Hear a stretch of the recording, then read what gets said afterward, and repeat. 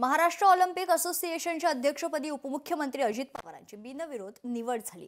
मुरलीधर मोहोळ यांनी अर्ज मागे घेतल्याने पवारांची चौथ्यांदा अध्यक्षपदी निवड झाली आहे। दरम्यान महाराष्ट्र ऑलिम्पिक असोसिएशनच्या वरिष्ठ उपाध्यक्षपदावर मुरलीधर मोहोळांची निवड झाल्याचं अजित पवारांनी यावेळी जाहीर केले। इतरांच्या निवडीबद्दल मुख्यमंत्र्यांशी आणखी चर्चा करून जाहीर करू असं देखील ते म्हणाले। आम्ही जेवढ्यांनी फॉर्म भरलेले होते त्या सगळ्यांनी माघार घेतली। त्याच्यावर निवडणूक अधिकाऱ्यांनी सांगितलं की एकही कुणी फॉर्म ठेवलेला नाही, त्याच्यामुळे निवडणूक घेण्याचा प्रश्न नाही। आणि वार्षिक सर्वसाधारण सभा सुरू झाल्यानंतर त्यामध्ये एक ठराव अशा पद्धतीने मांडला गेला की मला अध्यक्ष म्हणून निवड आणि मी बाकीचे सन्मान्य सदस्यांची निवड करायची।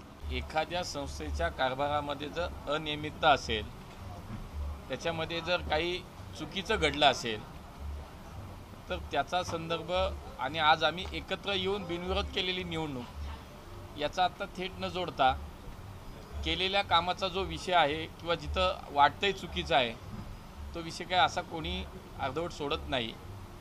म्हणून या सगळ्याच विषयावरती चर्चा झाली। जयवेंजींनी सुद्धा आम्हाला सगळ्यांना सांगितलं की आपल्याला निवडणूक लढायची नाही आहे आणि मग त्याच्यामध्ये असं ठरलं की 4 वर्ष ही जी काही कार्यकारिणी म्हणून ही पदाधिकारी म्हणून काम होईल, त्याच्यामध्ये अध्यक्ष म्हणून समान कालावधी दोघांनाही मिळेल, दादा असतील किंवा मी असेल, हे त्याच्यामध्ये सूत्र ठरलं।